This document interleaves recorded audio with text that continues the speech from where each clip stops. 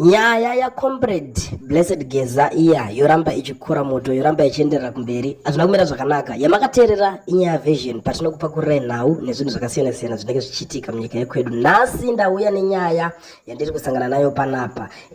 Mazuva ese adarika aya munongoziva kuti vaGeza ndo vakanga vari kungonyanyisa kutaurwa nezvavo, ende vamwe vanhu veruzhinji vari kutodawo kutoziva nekubvunza kuti ivo vaComrade Geza ava vambori kupi chaizvo chaizvo, ndekupi kwavari kugara ende ndekupi kwavari panguva ino.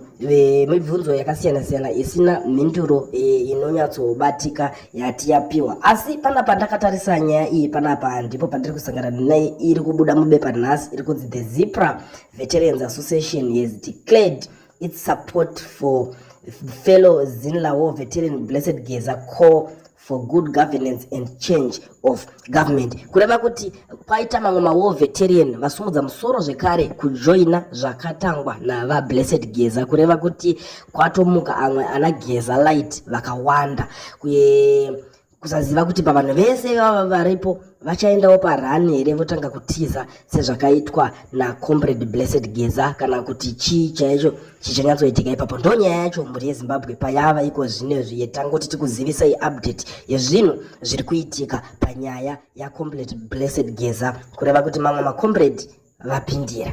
Ndo nyaya ndava nayo nhasi ndakakubatira zvekare pachannel yenyu. Kana uchangosvika pana pari first time yako, zvakakosha udedze hama neshamwari, molike mofollowa, toramba tichikupai maupdates nezvinhu zvakasiyana siyana zvinenge zvichiitika munyika yekwedu.